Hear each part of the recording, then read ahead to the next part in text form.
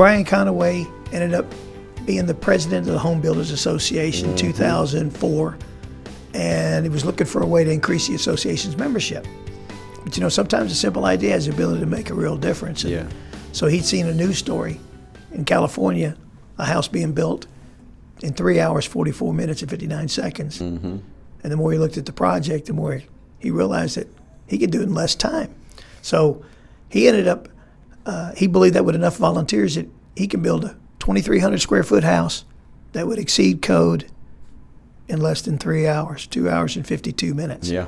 And so go ahead and just, what role did you play, and what do you recall, and what do you do now? Because it's been 20 years, so we're trying to capture as much as we can remember at that time. And then we're going from there. Well, it's kind of a blur, to be honest with you. It was 20 years ago, and the project itself was a whirlwind. I do remember when Brian came to me and Brad and a few other people, Kerry Christ, and he said, "Hey guys, I got this idea. Let's do this project. We're going to build a house in 2 hours." And we just looked at him and scratched our heads. And then he showed us the video, the one you mentioned about the place in California. And being a bunch of young guys, of course I'm 52 now, so 32 at that point, we're like, heck yeah, we can do this. We can conquer the world, So he started putting a plan together, some ideas together about what could transpire and how it could happen. There's a lot of logistics. Where are we going to do this? As far as a lot, neighborhood, that kind of stuff. Working with the city, like you mentioned, the code. We got to bring the house to code, make sure it's good to go. And then just the logistics of putting a house together in a matter of 2 hours and some change, right? So Brian and Brad and I and Kerry, at that time, Kerry was a builder member developer, and he owned a restaurant with his family called Julian's here in Tyler. And they had a back room, really quiet, private back room. And we would go back there every Thursday for lunch, and we would start strategizing plan. We broke it down into spreadsheets. And Brian was the spearhead behind all that, and he would come super prepared, lots of paperwork, and we would all talk about, well, what if we did it like this? Or what if the roof was actually built over on the side, and we picked up the roof and we set it on top of the house? And how do we get the concrete to dry? And all these different mechanical things, right, that have to do with doing something expediently. Anyway, through those meetings, and of course Brian had dozens of other meetings with vendors and trades and benevolent organizations and things like that, it just started to come to life, and man, it was an interesting thing. And myself, Brad Root, Kerry Christ, we had our leadership roles. I believe I was in charge of the concrete because I don't know why I ended up with the concrete, because I have a carpentry background, but I ended up with the concrete, I'm pretty sure. And someone else was in charge of the roof assembly and that kind of stuff. But all the trades started to come together, all the vendors and suppliers started to come together, and donated materials, donated time. You're talking about 200, almost 300 people there that morning, I think, when you talk about all the city officials and vendor suppliers, presidents, like the president of McCoy's Lumber was there. I think someone, representative from Trinity Industries, which was the concrete company at that time. It was amazing. And it took several months to plan and execute. We started maybe 4 o'clock in the morning. We had a big tower with a time-lapse camera on it, I'm pretty sure. And Brian had a bullhorn and was walking around shouting stuff. Actually, I think a couple people had bullhorns. And we were shouting this and shouting that. And, I was wearing a tool belt with a carpentry background. I was bouncing from this spot to this spot, really working a lot on the roof. And after the concrete was poured, which was a quick set concrete using fiber mesh instead of steel, because we thought that would be faster. We figured out how to get the concrete so hot. It's kind of a technical term, how to chemical mix inside the concrete to get it so hot that it's set quickly. And I think it's set in like 20 minutes, and we could start putting walls on it in 20 minutes or somewhere in that range. And man, they just started slapping up walls, and before the roof went on, they were drywalling, pulling wire. And then the electricians, HVAC guys, plumbers, they were all up in the rooftop while we were assembling the roof off to the side, putting all those things in the attic portion of the roof. And then this massive crane picked this thing up and set it over. And watching the time lapse is pretty surreal to know that we were there. We all looked like a bunch of ants running around. everyone had their role, and then all the different teams of trades and processes had colored T-shirts. So we had blue, white, red, orange, yellow, navy, all the different colors. So every team was responsible for something else. And yeah, it just went like a whirlwind. And 2 hours and 20, 30 minutes in, there's a roof sitting on top of this building, and then the guys are inside texturing, and they're painting, and they're putting down baseboard and hanging doors and like setting cabinets. It was pretty amazing. Yeah. A couple of things that as I kind of researched this thing and how I even became a part of it, I was drinking a Coors Light, going through these motorhomes at Texas Motor Speedway. Yeah. And I'm looking at Steve showing the video what Brian had accomplished. Yeah. And I went, play that again. And he played it again. I went, shit, you can have one of the best leadership books of all time right there, because everything's there. Collaboration, teamwork, efficiency, organization, you know what I mean? And just community involvement and the whole deal. And just real quick numbers, I found out it was 13,000 PSI is how they got the cement to Drake, the deal. And then I found out it was 579 volunteers. So really? That was how many people were engaged in that thing. And, it's pretty amazing to, he wanted to build complete from start to finish a 2,300 square foot house in a time to watch the Monday Night Football game. Yeah, fully inspected too. I mean, as we were doing it, there were inspectors from the city of Tyler walking underneath the roof assembly as it was being built. There were inspectors walking through the stud wall, the walls as they were assembling the walls of the house, inspecting all that. And it was just what's weird is you got this model. Yeah. And this is the house, and you're talking about building this deal over here. That was sitting next to the house. And look, inside you have the plans where everybody's supposed to go. I mean, that's pretty darn amazing. And so the roof was sitting about, 50, 60 feet to the south side of the structure, and all you hear nail guns, pop, pop, pop, pop, pop, pop, pop, pop, pop, because you've got a handful of guys setting the purlins and the runners and that kind of stuff, and a handful of guys putting on decking. As soon as a piece of decking went on, there was a roofer there, pop, pop, pop, pop, pop, pop, putting on the roofing, the shingles, and rolling the felt. I mean, it was just, like you said, watching the video, it's pretty amazing. There was a lot of good times, and we had, I think we had music playing in the background. Maybe I think there might have been music playing as motivation. It was 2,500 people there watching too. It was nuts. Oh, tell me about the time when you did the practice house, and then when you went from the practice house, what the mindset was, and then doing the regular house. What do you recall there? So I don't recall much from the practice house. I do remember that there were some mistakes made and learned, lessons learned. I know that just getting the trade contractors involved in something like that from the practice to the final, these guys a lot of those guys are hand to mouth. They work on Friday, they get their check, it's all spent by Monday, they go back to the grind, and I've been there. I know exactly what that's like. You probably know what that's like too. To know that they believed in the vision enough that they gave their time and their skill sets and volunteer for this thing at those astonishing numbers, it's pretty awesome. They believed in something and came around and put it all together.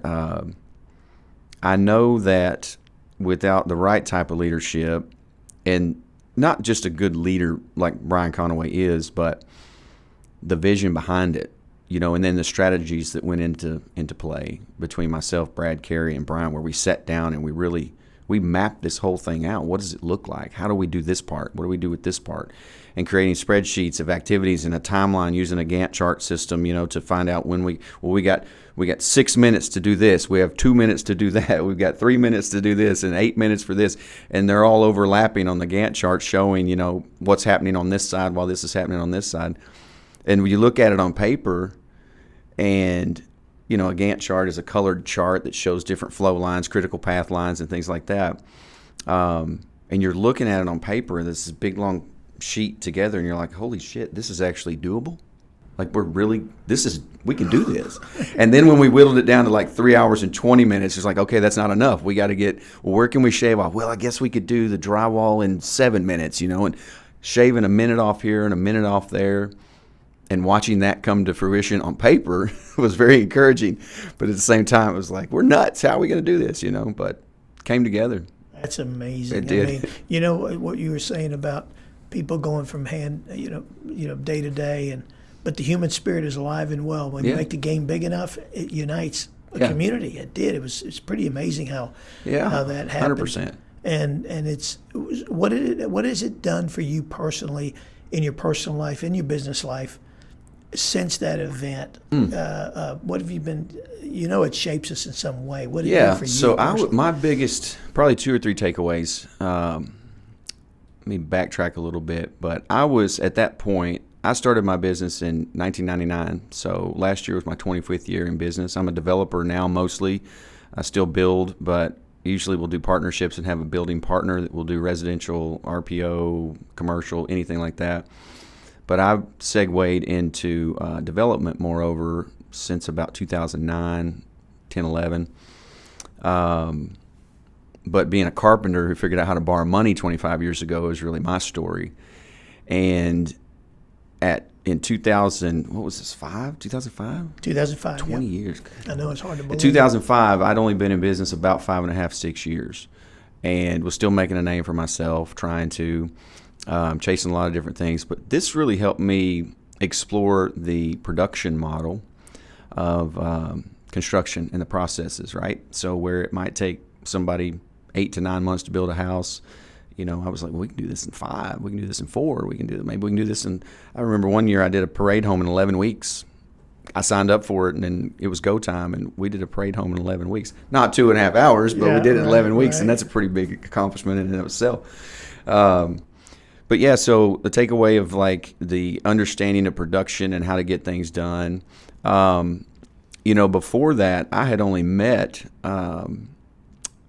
been a member of the association about 1.5 years at that point. I think I joined in 2003. And so just barely 1.5 years in, and, I met Brian, met Carrie, met Brad. We palled around, obviously, on this project. But Brad Root and I have become super close friends. In 2007, a couple years after this, we started meeting once a week for breakfast, and we still do that to this day.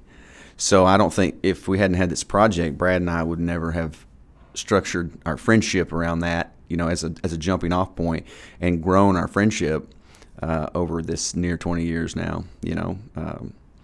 So that was pretty interesting as far as another takeaway.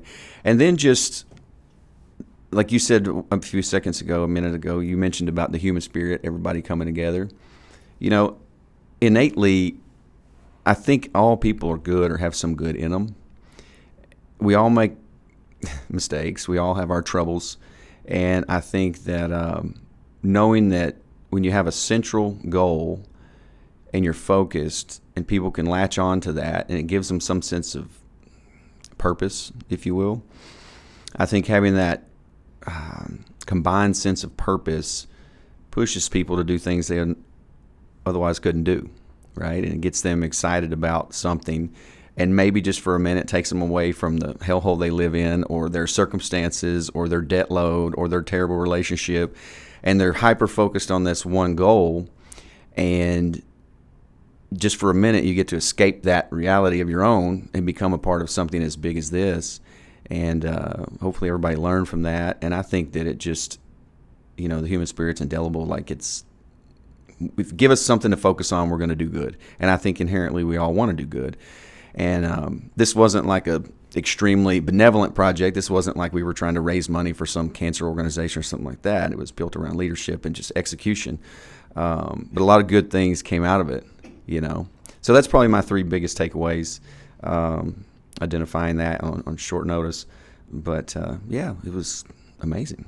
Yeah, it's funny how life is nothing but shared experiences, and when you have a shared experience with something, you got something to talk about for the rest of your life, Yeah.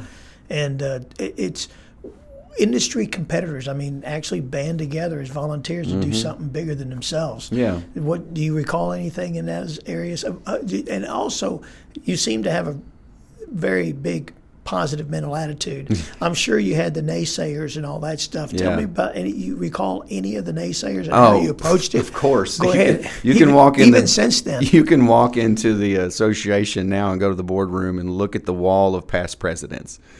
any of the guys that were on that wall that were living at that time were like, you young guys are crazy. You can't do this. This is not going to happen. So think about some of the old timers. Of course, Brian's dad is one. He's not wasn't an old timer then, but we would, this young guys would call them old timers, right?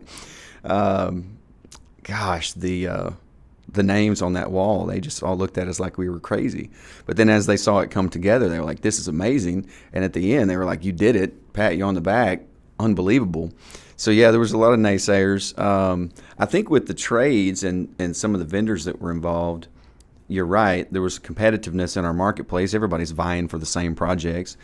At that point, I think we were in a pretty good spot, though. There's a lot of work going around. I don't think anybody was really starving at that point. It wasn't like the height of the bubble in 2008 through 10. Things were pretty good. Houses were selling quickly. So everybody, I think, was gainfully employed. And because of that, I think the sentiment was, yeah, we'll work together. We'll do this. So you got this drywall crew and that drywall crew and this carpenter crew and that carpenter crew. But with the vendors and suppliers, I really remember the concrete, and I could be wrong, but there were multiple concrete suppliers, which is a very competitive space, right? You're talking about margins in the small, thin margins, and then price points that were, if this guy was $55 a yard, then the next guy might be $54.50 a yard, and the next guy was $55.50. So it's right, very competitive. Those guys, from a technological standpoint on how do we get this done, they came together, different groups of those scientists, if you will, from these different organizations, and said, yeah, I think we can make this work. Well, what if we did it like this? What if we tweaked the calcium chloride, or what if we did this, more fly ash, and well, let's use fiber mesh. Well, this that was pretty amazing to watch those guys come together because it was very volatile. I think one of the biggest players in it was Brian McCoy from McCoy's Lumber. They had a great relationship with the Conway Home Group, and they were just like, whatever you need, we got it, whatever you need. And very benevolent family, very giving in that regard. But no one did it, at least not on the surface, to be seen or be known, right? Like all the events that you and I sponsor as business people around the community and all the things that we invest in, that's advertising, 100%, right? We sponsor Red Dirt, or we sponsor Cattle Barons, or we go out and do something else. That's all about advertising. Look at us. Look at our name. We're cool. We might have a internal belief system that allows us to participate in those things, and we do them for our own reasons, right? Like maybe someone passed away from cancer, like I've dealt with, and I support Cattle Barons because of American Cancer Society, or you do something with the Boys Club or something like that. I don't know that you do, but I just threw that out there. There was no incentive here. We weren't advertising our businesses. So for these vendors, suppliers, trades, and guys that go out there and do it, especially the guys that were just hourly employees of the guy that owned the drywall company or the carpentry firm, they were just there because not necessarily the boss said to be there. They were there because they wanted to do it too. And they had no skin in the game, no incentive. So even though it was competitive, I think, watching all of that come together where nobody was really posturing and looking for eyeballs on them, it was more like, hey, we're doing this because we want to do it. So yeah, pretty I'm a interesting. big believer you can't do great things by yourself. There's no doubt about it. And it's funny, people ask, why are you doing this and stuff like that. And to me, I look at the house analogy. What do you want your house to look like, which represents your life? What do you want your business to look like? What do you want your community to look like? And you work backwards. And what I love about this project, when your visions are clear, your decisions are easy. So it's kind of crystal clear, the vision, then you let everybody know what your vision is, and it just comes together. It's 100%. Weird how that works out. Yeah, and, it's almost like you planned it. Yeah, and you kind of go, whoa, and it's amazing. There's an old fable that, when a genie bottle pops out, he always says, your wish is my command. And if you say exactly what you want, the universe will line for you. Oh, absolutely. It's really wild how that works. Absolutely. And so you talked about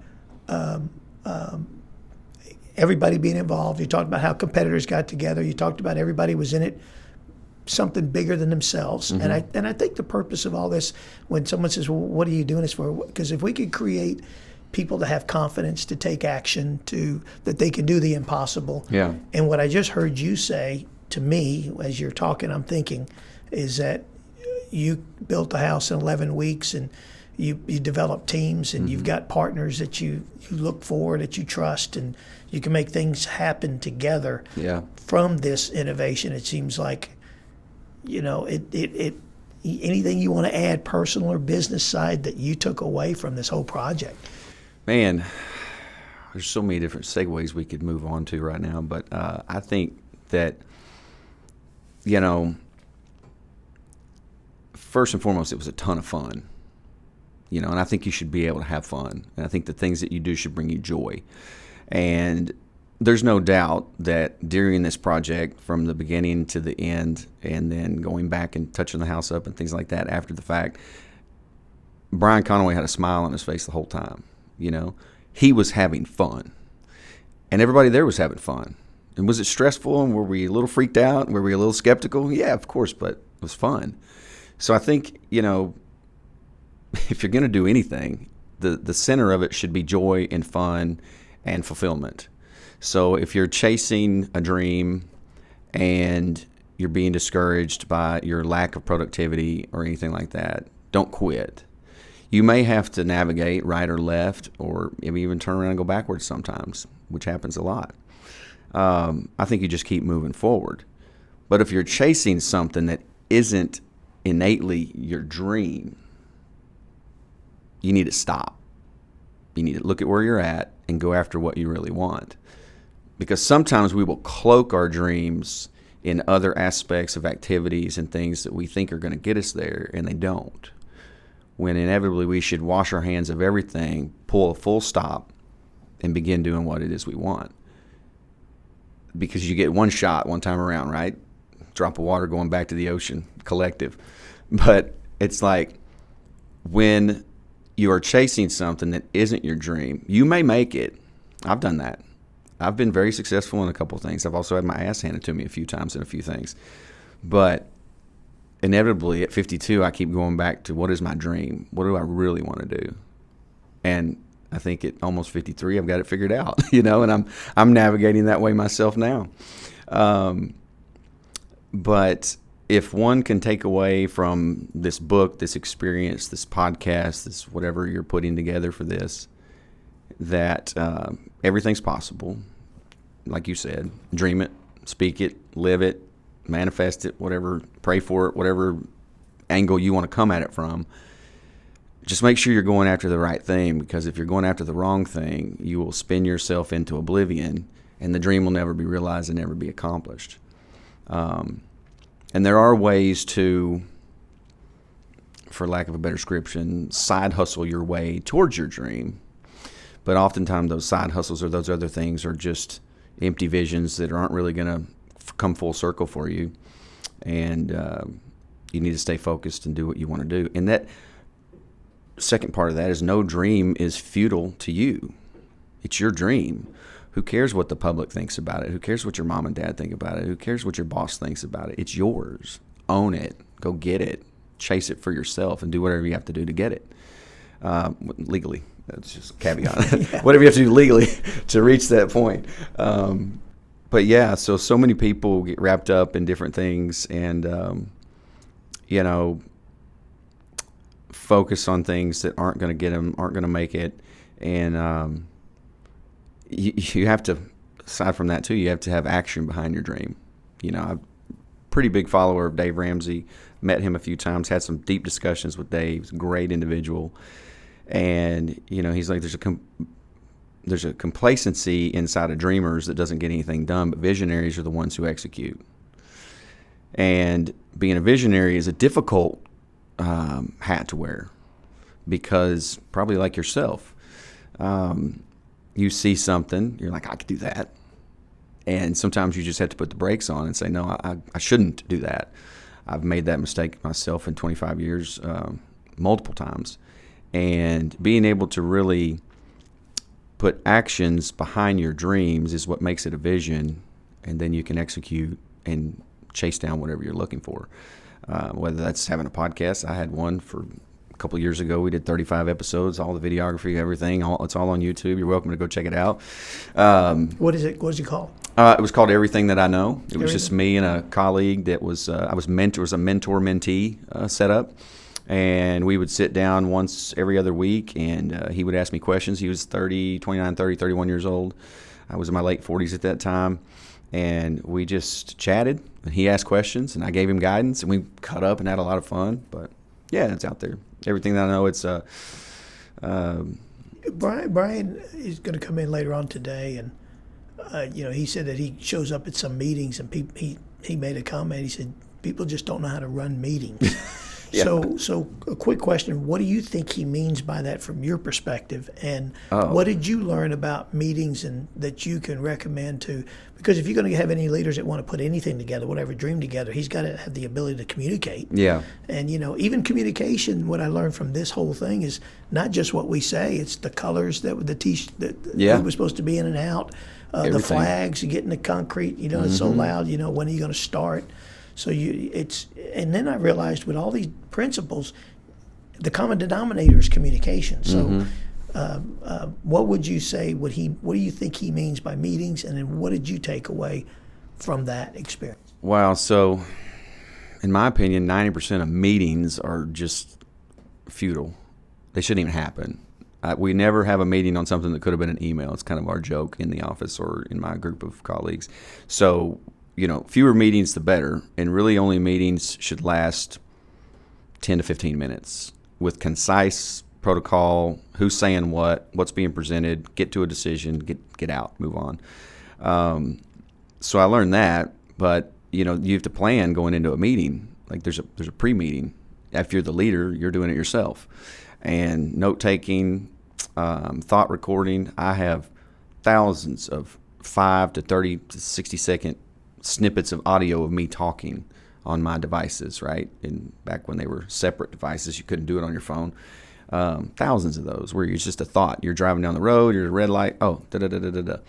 And then just assembling those into something that's actionable.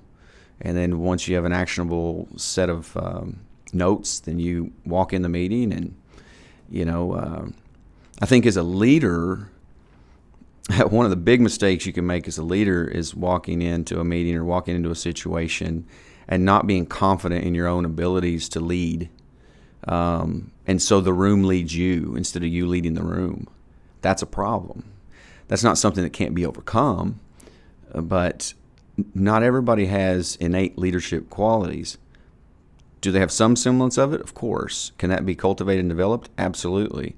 But not everyone has that command of a room or that presence or that energy to control the narrative and lead. So that's something you have to practice if you're not good at it. Especially if you're not good at, I have a 14-year-old son that hates public speaking. He has to get up in front of 15, 20 other kids in the 8th grade and say something about a report or something, and he's just like, I hate doing that. I'm like, just do it. It's no big deal. Just get up there and say what you want to say. And I said, if you will look above people and look past them and look at things on the wall behind them, it looks like you're making eye contact with them, but you're not really. Don't be nervous. It's fine. Super confident in a social setting is he, but not in this eyeballs on you. But I think some people just lack the innate confidence to lead. And so what you can do with note-taking and an actionable bullet list when you go into a meeting is here's the 3 things you need to say. Here's the 6 outcomes you need to come from those 3 things. And you stay on point. And you take a Sharpie in there and mark through the first one after you tackle the first one and just keep yourself going with actionable little tools. And then just read a ton of leadership books. Patrick Lencioni, John Maxwell, of course, Dave Ramsey with EntreLeadership. I could go on and on and on. Even psychology books like Dr. Henry Cloud, those are great books. Wow.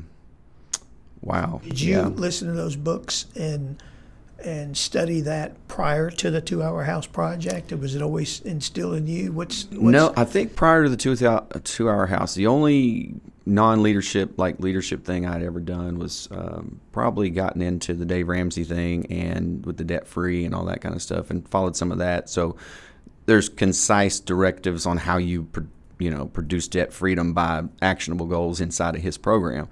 But after the 2-Hour House, when I started to strike the conversation and the friendship with Brad Root, we really immersed I've read hundreds and hundreds of books on leadership and things like that. self-motivation, self-improvement, all those things. I mean, you name an author, and I've probably read their book or all of them. But I'm old school. I don't do audiobooks. I buy a book. I take a pen and a highlighter, and I go through the book and I highlight and I make notes in the margins and all this kind of stuff. I have a library full of books like that my kids or other people inherit. And then I have an interesting little embosser that says, live to read, read to live, a gift from S.E. Greene. And I emboss some of those books sometimes, and I hand them off to different people that may be going through something or need that same knowledge. So some of those books have disappeared, but I have multiple copies of a lot of them that I think are very helpful. So yeah, post 2 Hour House is when I really started to immerse myself in that. And look, you can read every book out there, but unless you do what it says, or unless you put effort into the content that you're consuming, you're just reading to kill time, And then sometimes you'll find a method in a book or something like that works well for you and your team, or you and your family even. A lot of leadership qualities segue into the family dynamic. Some of it may work, some of it doesn't. Just because it worked for, Bell Helicopter Corporation or whatever, it doesn't mean it's going to work for your small business. The principles are there, and they're somewhat the same, but it doesn't mean it's going to work. So you have to trial and error and just keep going and never quit. And I think, too, on the leadership side, leaders don't want to change, or people who are in a leadership position based on whatever merit they brought to the table don't want to change. They think they've got it all figured out. But that's not true. We're all moldable clay, right? Like, we all have our growth areas. We have our strengths and our weaknesses. And I think we should always play to our strengths, and we should always be rebuilding and retooling and working on our weaknesses. I know what mine are. Sometimes they're out in the open for everybody to see, and sometimes they're quietly hidden in the back of my mind. But I try to work on those. And then, if you're not willing to change, talking about those leaders who are just like, it's my way or the highway, I mean, you're going to hit a plateau at some point. Or you may hit a lick. There's a lot of lucky people out there. There's a lot of lottery winners, and I don't just mean lottery tickets. I mean lottery winners in the lottery of life. They had the right parents. They had the right friends. They had the right connections. They stumbled into a deal, and this deal made them millions. I hear that stuff all the time. I'm sure you do too. People walking in here to invest and things. It happens. And then some of us, like me, have to work our asses off to really get something. I'm like I said, I'm a carpenter that figured out how to borrow money. I'm a 7th grade flunky high school dropout, multimillionaire who's won and lost with 4 kids. So it's like anybody can do anything. It's just putting it out there and believing it and making it happen. One point real quick before we wrap up is, I read a Harvard Business School study about it, individual strengths and weaknesses and how those variables affect productivity. Mm-hmm. So we went to every employee here, and I asked him, I said, make a list of what you love to do and what's a burden. Yeah. And after reviewing the results, tasks that was one person's weakness was somebody else's strength and their passion. So I rewrote everybody's job description. Heck yeah. But like you said, we have a tendency to focus on the negative and the weaknesses instead of just running with the strengths. Yeah. So I just wanted to capture that. And then, of course, the last thing, 18 years old, somebody told me, I could hug him today. He said, a person can learn by their mistakes, but a smart person learns by other people's mistakes. This is true. And that's a thing that we have to share. And there's people that are just smarter. And that's what I love about this project. People are smarter and better, and can do things better than we can, which allows us to focus on the things that are important to us. So anyway, no, I can't tell you how much I appreciate this. And I just know that I have no idea how this is going to manifest itself, but I just know that there's going to be common denominators of your takeaway and everybody else that was involved. Yeah. And if we could share those stories and something that people can relate to, I think that's our purpose. At least it's my purpose in life for sure. To put a bow on this, so to speak, I want to jump back for 10 seconds and say that, you're talking about the people in here, what do they love to do, et cetera, et cetera. I always ask the question, and I ask it colleagues like you and other people, I say, if I gave you $100 million tomorrow, what would you do? Some people just say, I'd pay off my debt, or I'd buy my mom a house, or other things. I said, no. Those are the canned answers, the right things to answer. What would you do? You'd be surprised how many people get stumped. They have no freaking idea. They're lost. And Brad Root, on the other hand, he had a very distinct answer, and it was very cool. I'll tell you off camera some other time. But it's like, if you gave people that financial freedom to do anything they wanted to do, a lot of them can't answer it because they don't have passion or a vision or something like that. And that's okay.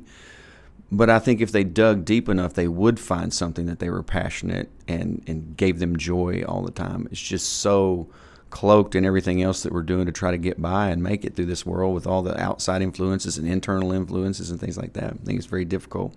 And then to wrap on something you said about making mistakes, learning from other people's mistakes. Dave likes to call it stupid tax. You're paying tax on being stupid because you did that thing and you shouldn't have done it. And so just chalk it up as stupid tax and move on down the road.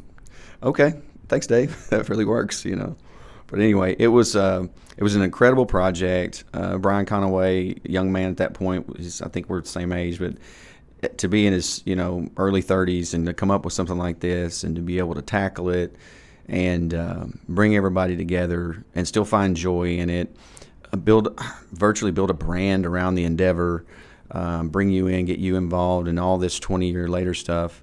It would have almost been kind of cool to have a 5, 10, 15, 20-year reunion. That would have been a great thing.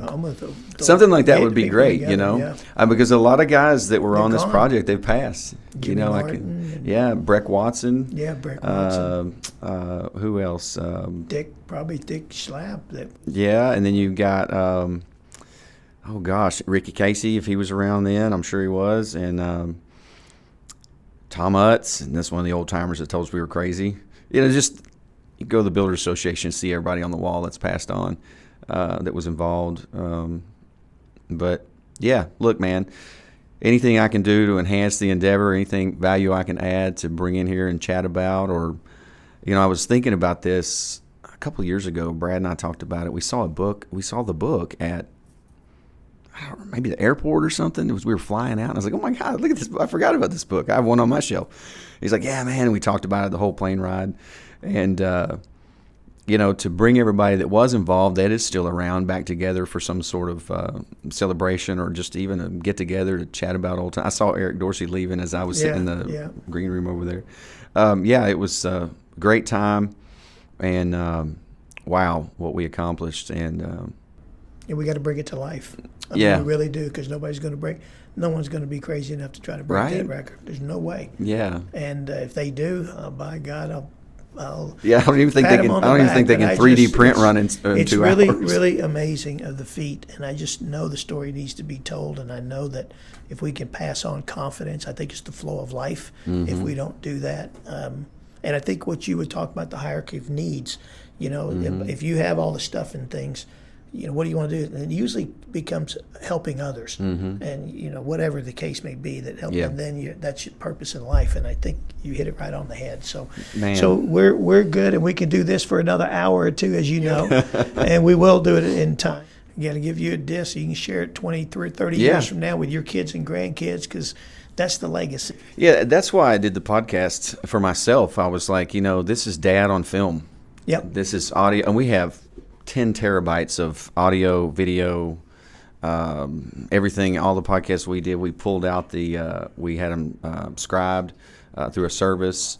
And you just had to do it. I mean, that's what I'm doing, because if I can educate everybody just to take action, I'm happy.